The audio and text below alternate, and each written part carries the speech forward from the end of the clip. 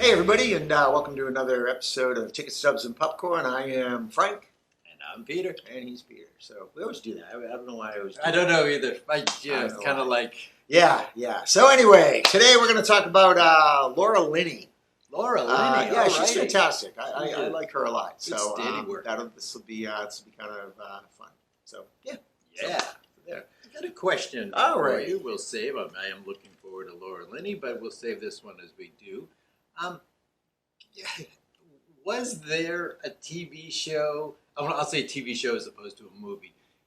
When you were younger, just that can't miss. You know, usually it was a weekly format back in the day. Okay, So, yeah. So just was there one that can't miss TV show? This is it for you. You got to watch right. this one all the time. Yes. Oh, okay. Yeah, that's Usually that's when you're a little younger, but Yeah. yeah. No, mine. The one that comes straight Okay. to mind was more when I was in high school. Sure, but, that's fine too. Yeah. Okay. Yeah. Cool. All right. Good. Very good. Start us off on Laura Linney. All right, Laura Linney, wonderful performer, steady actor. Always a joy when you just see her. Oh, she's in this movie. This is going to be good. Or oh yeah. All right, I'm going to start with. I don't know if it's one of her earlier ones. It's definitely one that I caught my attention and said, "Oh, she's good. I got to keep my eye out for her and future things." The Truman Show. Oh yeah. That was probably the first time that I really, Caught your eye. really caught. Yeah, she caught my eye. I really paid attention to her. She plays Meryl, who actually has another name because she's technically an actress doing what she's doing. She's a liar, is what If she you is. if you haven't seen the Truman Show, it's a wonderful experience to watch this movie. There's a lot going on, a lot to think about. Philosophical, sociological, issues come to mind, and it's very, and also just the way we watch TV, the way we watch. No, not so Yeah, much that. the way we watch TV, the way TV is presented, but also when this movie came out, which is probably the late 90s, we're starting to get into this phenomenon of reality TV. And I think this really kind of gets you thinking about that. So the premise is, as basic as I can make it, is Truman, the name of the young baby, whose entire life is a TV show. Every waking moment is followed his entire life. So everybody is in on it. Everybody watches this TV show. But Truman still has no idea that he's being filmed. There are cameras everywhere. Yeah, it's not like a documentary. No, his It's hometown is a giant set, but it is so vast that he doesn't see. There are no edges to it that he can see. And because of conditioning, they have him scared in a way to leave, to want to travel, to want to go. So he's kind of conditioned just to kind of stay where he is. And very now, controlled. and now he's working, so he doesn't do anything else other than this sort of thing. So like the Village. Exactly. Yeah. So, but scarier. yeah. So in order to make this thing really work, he has to meet people who are going to be in his life, and these people are, friends or girlfriend or whatever, and they are all actors. To make this work, they are professional actors. You can't think about it too hard. Yeah, just watch because it. you'd be just like, Just well, get what about into like it. childhood friends? Like, don't they sort Yeah. of grow up together? You would need like an entire. Yeah, it's Don't and, think about it too hard. Yeah, and so if the Truman character starts to wonder or doubt, they actually have sometimes switched people. They will send people away, or so he doesn't get too caught up in stuff. And so the woman that they've picked to be his wife, she's an actress, and it's played by Laura Linney, and that's Meryl. And but to make this go on. She's an actor, but she has a lot of pressure on her because her life is being filmed. So she's on the camera whenever he's on the camera, and she's got a lot to do. It's got to stay convincing. It's got to stay believable, and because it's a 24-hour, 7-day-a-week television program, the revenue has to be done by product placement because they can't have a typical ad. It would break the show up. So you can't do that.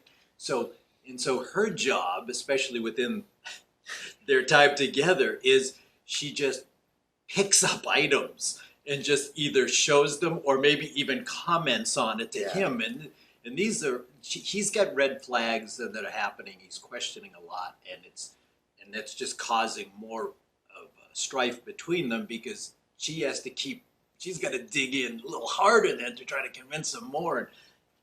But she's still an actor, so she's feeling all this pressure, and it's just a wonderful job. It's a great premise for a movie, but it's made as believable as possible in this fantasy kind of a situation. Great performances, Ed Harris, and of course Jim Carrey as Truman, but Laura Linney, that one really opened my eyes to a new face, and I was like, oh, this is going to be good. I'll watch out for her. So that's my first pick. Second pick is a movie that I've referenced a few times. I've really enjoyed the movie Squid and the Whale, and she is one of the four main characters from this one family, which is dysfunctional in many ways. Every family's dysfunctional. Yes. And so it's a normal family. They are four problemed individuals, and at times, not one of them is very nice. There are times when each one has just got enough trouble where you just don't like them sometimes. And she's Joan. She's the wife to Bernard, who we've mentioned before when we did the Jeff Daniels show. And she's wonderful because she does some baiting. They drive each other crazy. She wants to spread her wings. He's a writer, and she's doing some writing, and she's jealous. And she's starting to get success. He's this just this petulant child sometimes, and he's jealous. And of course, there's fighting and manipulation with the children between the two parents, and like I said, sometimes you see them in a not very nice light. And she moves it along well, of course, as a concerned parent, but sometimes not so concerned. She's spending time doing other stuff too, and then of course there's the whole contention between the husband and wife, Bernard and Joan, and it is just and it's never so over the top that it's not believable. Yeah. And that's the thing. That's... you go, no, I can see this happening. Thank God it doesn't happen to me, maybe, but I can see this happening. I've seen people like this. And it's just for a fairly small cast, that's a very good movie. Yeah. I like that movie a lot. So she's in Squid and the Whale. My third pick is actually I don't know if they still use these terms. I want to say it could have been a TV miniseries. It's John Adams, and it's maybe like 7-8 episodes with Paul Giamatti as John Adams, the founding father, second president of the United States. I think that was like an HBO thing. It was it was good. Very good. And she plays Abigail Adams, and they work very well together. Not just as the two actors, they work very well together as the original historical couple. and you just get this like wonderful workman-like kind of no-nonsense performance by these two people in this miniseries. And the thing that I love is that they do work together. They help each other out. They aren't easy on one another because they try to be constructive too, and that's a wonderful. It's a wonderful portrayal of a strong, deep marriage, and I really kind of like that one. And the other thing is that it's funny is in this time period that we're working with in U.S. history, John Adams knows that he's very blessed to have Abigail with him because he also knows he's very self-aware of the fact that he's not so glamorous. Yeah. He's not like Thomas Jefferson. He's not this big hero like George Washington. People don't look at him the same way they look at him. And so for him to be successful and have the importance that he can do seen and come to fruition, he needs to work a different angle. And Laura Linney as Abigail really facilitates a lot of this. And it's wonderful to see, I don't know, just like a no-nonsense, kind of bare-bones couple at work. You know what I mean?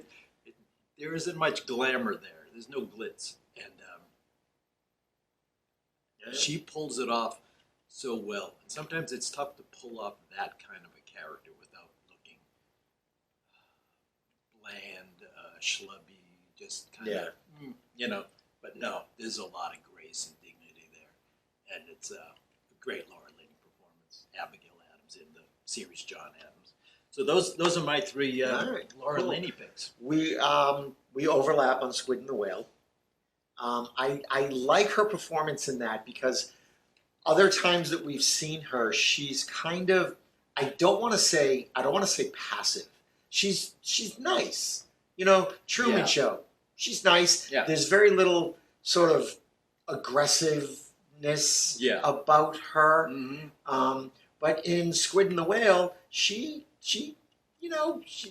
knives out. She's she's disappointed in her marriage. She's upset, and she doesn't mind, taking him down a few pegs. And she knows where he's vulnerable, and it's his big ego, and she taps into that when she wants to hurt him. Exactly. And it's really, really great to see her get a little bit kind of grittier that way. And I really, really enjoy it. It's a great movie. I love that. Again, like you said, small cast. So, like, you could almost do this as a play, almost. Yeah, maybe. Because it's all about it's character studies. It's just about people. And the kids do a great job in that movie. Very.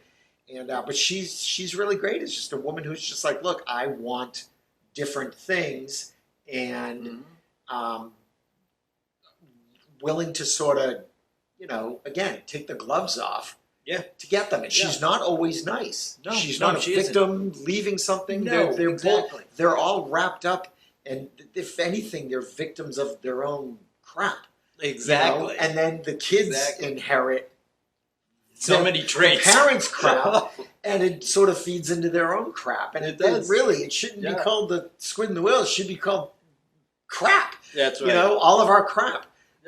So again, she maintains that balance between, aggressively going after what makes her happy and just being done with, just dealing with his crumbling ego, and just sort of like, what, things are going good for me in this way, and they're not going good for you, and I'm really sorry about that, and this needs to be better, and blah, blah, blah. And so she's, again, not afraid to, take the gloves off and get that. So I love that. I'd love to see that performance. Contrary to that is her role in Love Actually, which is such a heartbreaking role in Love Actually. And I love this movie. There's so many great little stories in this movie. Some will argue too many, but whatever. but her story where she's taking care of her mentally handicapped, are we allowed to say that anymore? I don't really know. Brother, and trying to have a life of her own and trying to find love and romance and all that, and it's constantly just interrupted, and Yes. she's just again just trying It's to a struggle just to yeah, get it every really day. is. But Yeah. in like where in Squid and the Whale, she asserts herself Mhm. in a way Yeah, that definitely. that she asserts herself just to the edge of being aggressive. Yeah, You know, yeah, maybe even stepping A over little that dirty. line a little bit, right? yeah, But in Love Actually, she doesn't really assert herself. She doesn't let herself Yeah. be happy. Mhm. You know, and Right. she's trying to do the right thing, and it's just bad timing or what have you. And it's Yeah. really one of the, I think, of the stories in that movie that doesn't necessarily have a happy Yeah, I was ending gonna say, yeah, necessarily, that one, you know? yeah. That one is just kind of like, I mean, because everybody else, It's still real. yeah, but it's situation. real. And that's what I like Yeah. about everybody Yeah. else, from the porn body doubles to Yeah. the prime minister. So, Everybody has It their covers it. Yeah. happy little moment, and she doesn't really. Yeah. And it's a little sad. Yeah. So, but she's great in that, and it's not a performance that's overly maudlin or anything Right. like that. Yeah. It's just Yeah. like you just sort of like go, man. Yeah, I wish things would I change wish for her. things would be a little bit better for her. Yeah. So, so I really love her in that. Very My next good. one would be in Ozark, Mhm. which you have not seen. No, but I But know oh that my it's God, it's such a ongoing, great show. yeah. It's such a great show, and she's phenomenal in it. And she gets to a point. I mean, and you see the you see the buildup where she gets to where she and Jason Bateman are like partners through this whole thing. It gets to a point where she's just kind of like maybe goes a little bit rogue, and you're just like, what the fuck is she gonna do? She's gonna kill somebody. You know what I mean? And she gets. I mean, where in Love Actually, there's no assertiveness No. that she exercises. Yeah. In Squid and the Whale, she's just like, all right, here we go. That's I right. gotta I'll take take him care of down a peg. myself. Yeah. You know? I would- yeah. In Ozark, she's like, I will cut a motherfucker. I will. She is. She's so great in that, and she's so strong, and she's so powerful, and she's so scary. Man, and it's such a nice. It's so great to see it, and it's believable, and it's great, and highly recommend Right. that. Yeah, that's a great show. You should see that, and Breaking Bad is another one where you get to see the progression of someone. Anyway, but yeah, in How many Ozark, seasons has Ozark been on now? Ozark, I About 4, think maybe? it's like about to. I think it dropped its 4th season. Yeah. Yeah, Okay. it's definitely worth watching. It's really great. There's another great. God, I wish I could remember her name. She just played that in somebody on a Netflix show. I don't know. I can't remember her name, but she's great. She's great. Anyway, yeah, everyone in that show is fantastic, and I've talked about that show before, where it's like gotten me like so nervous that like someone's gonna die, and I had to check to see how many episodes this person was in. We did the Yeah, when we talked about Jason Bateman, Jason I brought Bateman up that episode. show. So Yeah, so she's absolutely good. fantastic in that. So, very good. yeah, those are my 3. No, quick and dirty. she's great. She's good. She's a good go-to steady person. Yeah. Yeah. So, my go-to, Yeah, I my had a never question. missed show in my youth. Never missed show was Moonlighting when I was in high school. Yeah. That was my. I think I've mentioned this before. That was my, like, it's Tuesday night. It's 9:00. My friends knew. Don't call me. Don't call me. I would grab a snack, and my bedroom at the time was like in a basement, like a finished basement type of thing down, and had my TV. I didn't do homework. I watched this show. I loved that show. Loved that show. Every minute of that show, I loved that show. And I did not miss it. There was maybe one time someone called me at like 2 minutes to 9, and I'm just like, what are you doing? And I remember it was my friend Maria. She's just like, oh my God, I totally forgot. I'll talk to you later. And that was my, and I think that is probably the greatest instance of that never missed. I mean, when I was a kid, there's Saturday morning cartoons, that kind of thing. Yeah, you wanted to catch that kind of stuff. But at the same time, if it were a great day out, you would have gotten out of the house for something else. Well, no. Saturday mornings, if the weather was going to be good, you got up, you had your bowl of cereal, you watched cartoons until they started to get into like some live action, and maybe you watched like the ISIS show or Shazam, and then it got to be like 11 o'clock lunch. Maybe all right, have some lunch, and then you were kicked out of the house. It was like, but are you still here? No, it was serious. If it was a nice day, I know what you mean. It was get What out. are you doing? It's a during good the day. summer. Oh, during the summer, yeah. if after you had breakfast, it's like get out and be within earshot at lunchtime. And it was just get out. That's But right. but seriously, don't miss. Had to see it. It was mine was Moonlight. Moonlight. I read an article recently about why Moonlighting is not streaming anywhere. Oh yeah, because we talked about We've talked about things like 30 shows that we couldn't watch. Yeah. And the guy who produced it, Glenn Caron, I think, something like that, he has talked to Disney about doing it because it was an ABC property. Mm-hmm. And it's all about like music licensing and stuff. And Yeah. they went into other stuff, other shows that had music issues. So it's like music licensing, When- which you would think Disney would just write the goddamn check. I was looking up because we talked about a couple of other shows, and I was like, I wonder why. And I remember doing the same thing, trying to follow up on it. And a lot of times, it's not 100% this, but much of it has to do with the music rights. And I'll be like, Yeah, and there's been a lot of interest in Yeah. the Moonlighting stuff with all the stuff that's going on with Bruce Willis now. sure. Excuse me. So, and like the box sets of Moonlighting on eBay are going for like Oh. $100 Yeah. per season. Okay. Stuff. So, what was your never Mine miss? was pure and simple, just product of my time, I guess. F Troop. Yeah, close. No, Batman, Yeah. the old TV show. Just loved that show. Ate, breathed it, Yeah. And the interesting thing, if you might remember the show, but if you're not old enough, you don't remember sometimes that it was on twice a week.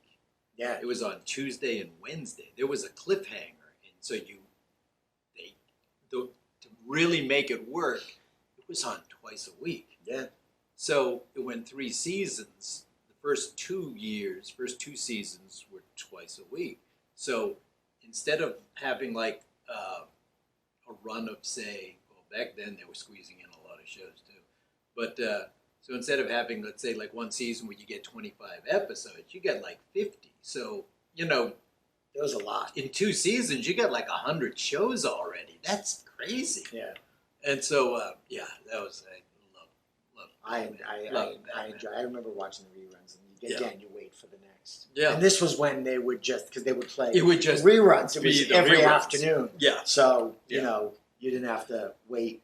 Yeah. You get Monday, Tuesday, and it's like okay, Wednesday starts a new story. Yeah. Yeah. So yeah. yeah. So all right, cool. Love Batman. Batman.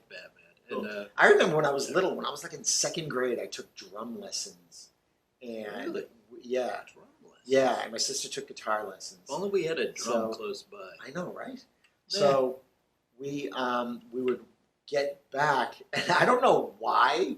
I just think it was like the enthusiasm of like me and my sisters, and it was we wanted to rush home and get home in time to watch the Mickey Mouse Club. Oh, okay, yeah. Reruns of the Mickey Mouse Sure. Club. So that was pretty funny. But yeah, but Moonlighting was my I'm dead to you for an hour. Don't Yeah. talk to me.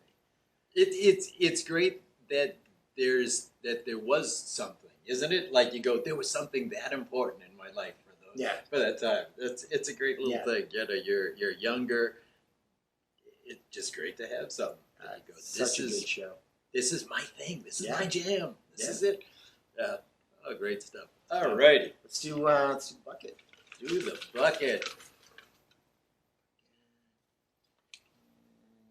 Okay, cool. Okay. We're starting to think of my 3 already.